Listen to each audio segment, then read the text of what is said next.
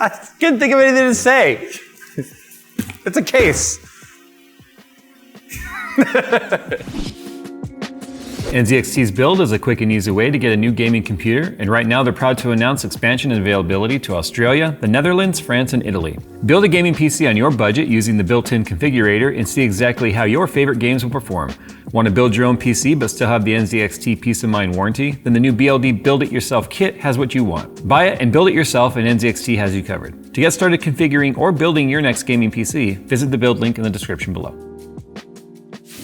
That intro was something else, wasn't it? Okay, this is Mjolnir.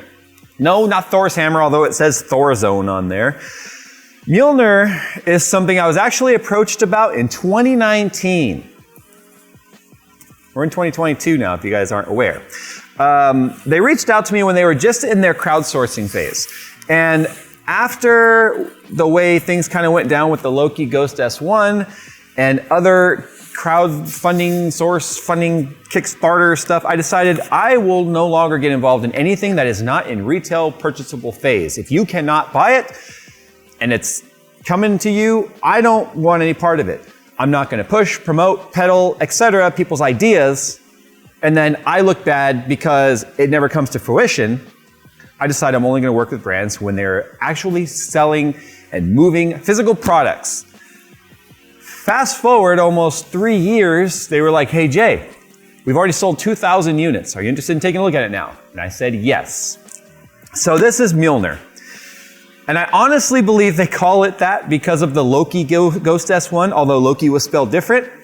I almost feel like because of the Thor and I'm just speculating. I honestly believe that that's why they call it that. But we've been on like a case kick lately, talking about all these different size cases. And I just recently did a video talking about the different form factors. This is like the Ultra SFF, or the ultra small form factor. Hey, a personalized note. It says, hi Jay. That's me right there. So stoked that you'll review our case. Still can't believe it. We're of course hoping that you'll love it. But whatever the outcome, you've always been to the point and honest, which is even more important. By the way, your new R8 looks absolutely amazing. I know, that's why I bought it. I've been in love with those models forever since I first saw them in Gran Turismo 4. Right there, first and foremost, you heard it. They were like, we think you'll love it, but you're honest. Tell the audience what you think. And you know I'm going to do that. That's from Alex and Denise. Below are user manuals, which are QR codes on there. Planned improvements for the new batches and stuff. So we'll go over all that stuff in a second. We'll take a look at what's in here and the fact that they are constantly kind of tweaking the model. I'm very appreciative that they put a personalized note in there, and I just opened this up on camera, so I did not know this was in there. But you hear it right here. We of course are hoping that you'll love it, but whatever the outcome, you've always been to the point and honest, which is even more important. So they are definitely open to any sort of critique or feedback. Right off the bat, this is modular, just like you kind of saw with the Loki Ghost S1. And I'm going to apologize to the guys over at thor-zone right now if they hear me compare it to the Loki a lot. And that's just because that made this sort of size back in like 2017, 18 really sort of popular. And that's kind of become the benchmark for a lot of people. So this is a new concept though. It really doesn't share any similarities with that as far as I'm concerned. It stands on its own. These pieces do not come standard with the case. You sort of have to check certain boxes, and I'm being careful because this is glass right here. You have to check certain boxes on the website for the accessories that you want with the base structure. They have what they call their performance panels, and then you have your glass panels, and then you have the front, I forget what it's called, forgive me. Phil, please put it on the screen right here. You can actually install a front panel that adds a fan to it. And then they have a new piece coming called the Borg, which is a vertical pedestal.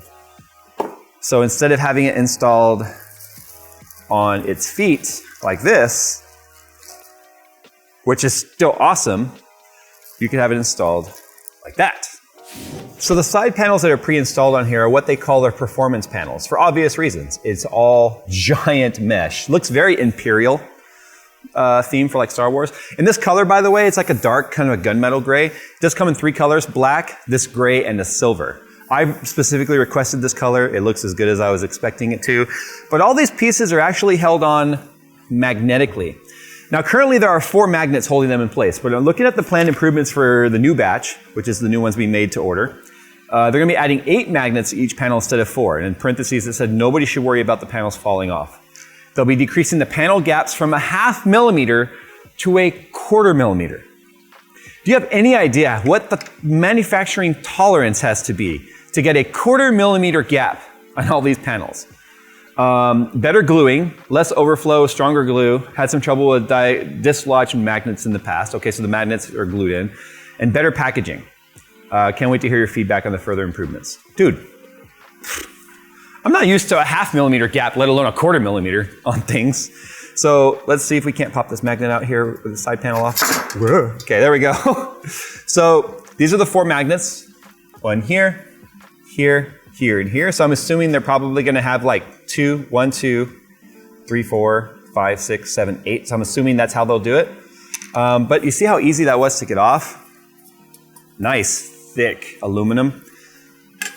But if we wanted to put on the glass panels on the side, so this would be for like showing off your stuff, but you would lose the performance aspect of the ventilation. So you do need to keep that in mind. The glass panels themselves, which you also need to be very careful of, are magnetic. So these guys, see how easy that is to switch? Now getting it off, you gotta be careful. Because for obvious reasons, now I have nothing to stick it into. That's fine, let's take the top panel off. So this is the top panel, same kind of magnets here. Sorry Phil, I'm moving it around so much, but I don't want to scratch it. So there's that. Pop this side panel off. So these are all interchangeable, as you might expect. You could run a performance on maybe the GPU side and glass on the other side, or vice versa. Oh, okay, so this is the replacement front panel that you can use to actually add ventilation and I believe even a fan. So this is called the booster cell. And if we take a look here, we have little contact pins, see little spring-loaded pins. These are not cheap, so this shows you how serious this brand is already. We've got addressable RGB ring, and this is where your fan plugs in. So your fan goes on here and then plugs into this, and it all becomes self-contained. And then these contacts can attach to the motherboard. So this will still come off with your fan attached to it without having a cable going somewhere that you have to worry about. So that's pretty neat. This is the part that matches or attaches to the booster cell. And then as you can see, you've got some button, probably a reset button. Oh yeah, power button moves to the front. So there's a power button on the front when you use that. Otherwise, power button's right here on the back, which is an interesting location because if you look at the front of the case, you can see there is no button there. But if you add the booster cell in the front, which is what this is, right? This goes in there and replaces that piece. Then you get a front button. So I'm kind of surprised they made that choice of no button on the front unless you do the booster cell, then there's a button. Hey, it already has an AIO installed? Wait, I didn't know it came with an AIO. It's got a 120 AIO. You can put a 240 in there. Okay, so you can see that there's a couple of bent fins in there. That's because of taping stuff down. I've yet to ever get even a brand new radiator not have bent fins, and the fan's gonna go right there anyway. I just thought I would point it out. Obviously, you have a GPU on one side, CPU on the other, so you have to have a riser cable to connect it. I just popped off the bottom magnet filter, which is also aluminum frame for the fan filter. So this is on the bottom because technically you're bringing in air from the bottom. But I mean, this is obviously going to be a better panel for exhaust because it's just direct blow through. Well, check this out.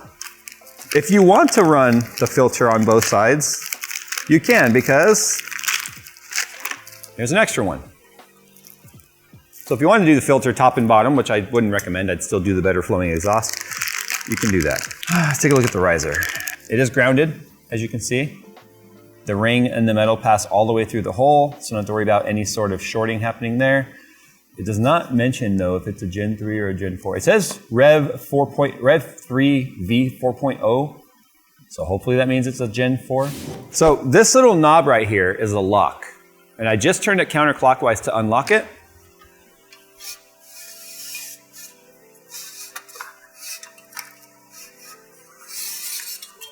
You build on it in the skeleton, and then you slide it back in here.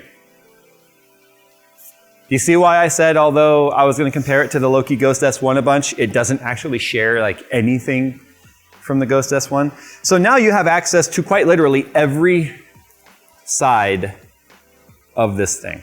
Now, as long as everything stays within the boundaries of this shell and nothing sticking out, it'll slide on. What I kind of want to do right now though, because they did say a 240 is capable, I sort of want to pop out this 120 and I want to see if I can get a 240 in here. Before we do the cooler, I want to show too that these strips are linked together with this crossover cable. So all you need is one plug on one. One's going to say in, one's going to say out, because you have an in and an out right now because of the direction that the RGB is going. The flow of the RGB, it matters. Anyway, one plug will power up both strips. Now, you'd be pretty hard pressed to get a Corsair cooler to fit, only because you have to run the Commander Core to control it. But what I care about here is the cooler size itself. I mean, okay. This is one of those instances where you're like, if you just made it 5 millimeters bigger, they say you could fit it. And I'm not calling them liars, but you've got this extension cable for the power supply, and it's hitting right there. That doesn't adjust in any way, right? No. It's actually hitting on this part.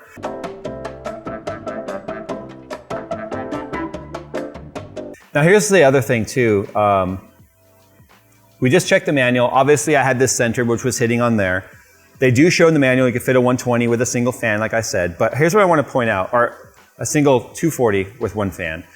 Do you see how this is kind of bowing? That's happening because it's hitting here. This is impacting the fins right now, which is causing this to bow. And the reason for that is just the radiator shape. Not all radiator shapes are created equal. Now I think I've got this in here, but it puts a heck of a bend right here. Look at this. That really pushes on that. I'm not comfortable with that. And I think once I screw this down, it'll fit. I'm just curious as to whether or not I'm gonna be able to get if this is bowing, we're probably gonna have an issue with it not wanting to slide into where it's supposed to go. Well,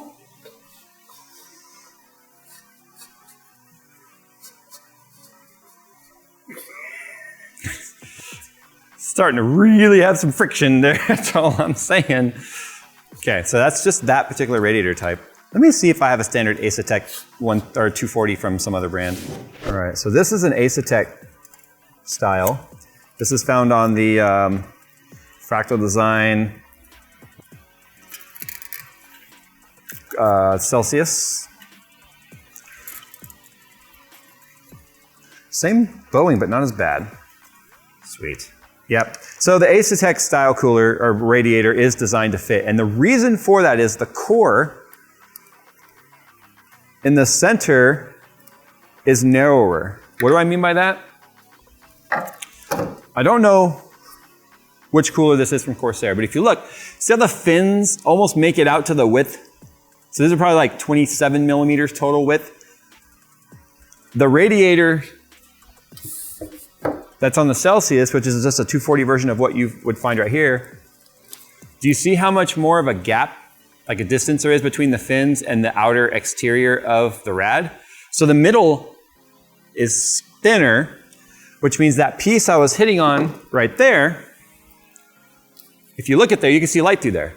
That is not, this piece right here is not impacting the fins. That's what it was hitting. That's what was causing it to do the crazy bow. So you can see now we have a 240 in here, although this is exhausting. I mean, you could make it at the top if you wanted. That's what the whole point of being able to flip it is, and that might actually be a little more effective, exhausting the heat. That way the heat that builds up here makes its way out instead of in. I'd probably personally set this up as an inverted, having the exhaust and the heat be at the top. But now this would fit in here just fine. I want to show this real quick because this is the coolest part. I just mentioned being able to invert it, right? So here's the feet. You literally just decide, are you putting it in this way? Or are you putting it in this way? It's so cool. I love it. So if the feet are on the bottom and I would want this to be an exhaust, So feeder that way, this is the top, then I would just go like this.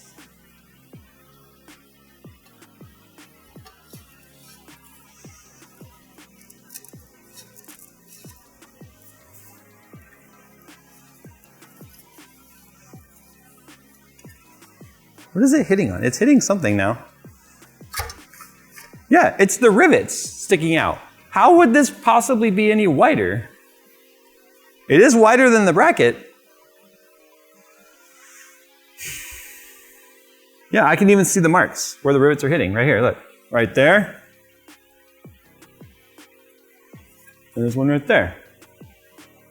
This would be really upsetting if I bought my 240 AIO or whatever, because it says in the manual it supports it, and then I go to install it, and then I start experiencing this where it doesn't work. So as you can see, even though they're both Asetek, the 240 is not only taller, but it's also wider widthwise. So here's the thing, if you're gonna do a 240, you would just need a basic Asetek 240, just like this guy. It's just got a regular old 3-pin plug for motherboard power. That should fit. Aftermarket, I think there's gonna be a big asterisk on there saying may or may not, depending. It's a game of millimeters. We are so close to things fitting and not fitting by just simply a matter of 2 or 3 millimeters. So let me get this all back together and then we can come back with some final thoughts. Now in terms of GPU fitment, you're not gonna be fitting in here any sort of triple slot card. Like 2 1/3 slot maybe. You really should stick to your standard 2 slot cards for this, which is gonna be difficult with anything 3000 series or 6000 series in the upper tiers because of the fact that because they draw so much power, they're all going to big 3 slot coolers. So one, you're only gonna have a mount for 2 slot right here. So if it's a 3 slot bracket, that card's already out. Second of all, because of where the height starts of where the riser cable is, which is these 2 screws right there. So you can see you only get this portion to use. So I'm gonna say like your Founders Edition slash, your blower style coolers, your standard size cards are gonna be what you have to stick to with this, which means if you're running 30 series cards, you're sticking to the entry level, like basic cards of any of the brands. Like the XC from EVGA, or I forget what they're called in some of the other Asus. I think the Tough might be the smallest ones they make, and I'm not sure a Tough would necessarily fit in here. So Phil and I were kind of talking about this a second ago, and we feel like this is one of those instances where so much of this could have been alleviated if they just kind of like added 5 millimeters in every direction. It would still be a super tiny case, but it would be so much more user-friendly in terms of fitting more parts and being truly universal at that point. I mean, this just, it sounds like I'm resheathing a sword when I put this in there. So many aspects of this are just so well thought out, like the little locking knob right here, which I'm using plastic to turn because obviously I don't want to scratch it. The fact that it's completely reversible. So with this being the feet now, my graphics card would actually be upside down because the mounts are right here. So my graphics card would actually be hanging upside down, which could be really triggering if it has words on it.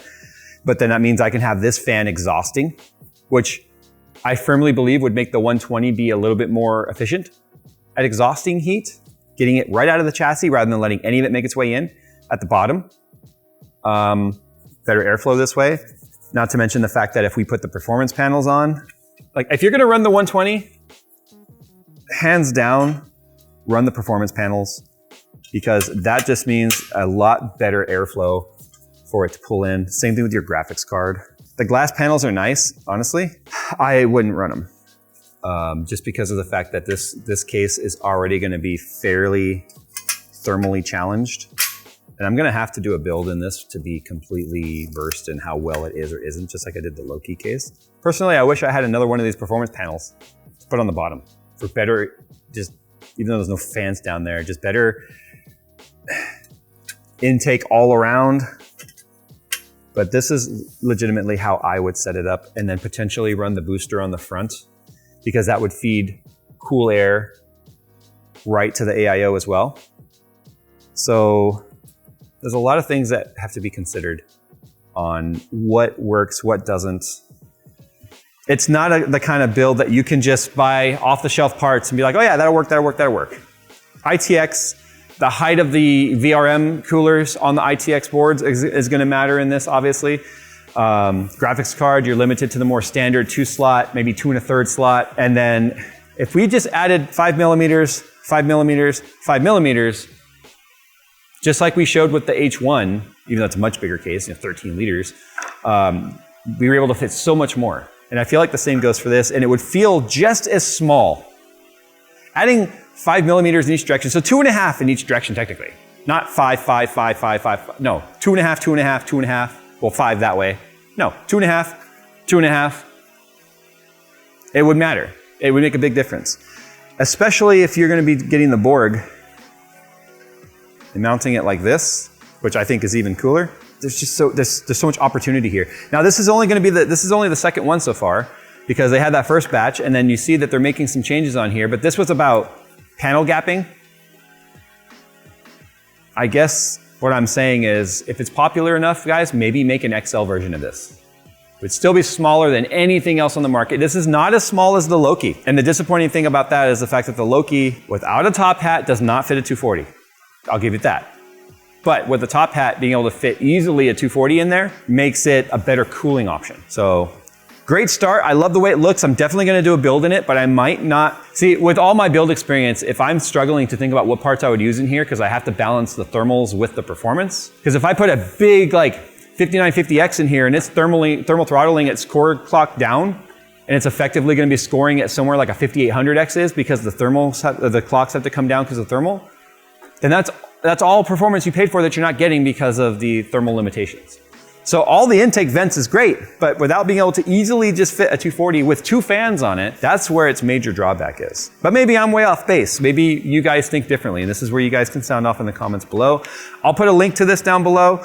I think they might be in pre-order stage for the next batch, which I find pre-orders to be a whole lot different than a Kickstarter of an idea, because at least they've made something, and here it is. It exists, and 2,000 orders have already been fulfilled. So that's important to me. Like I said, I don't support Kickstarter ideas. I won't be a part of that.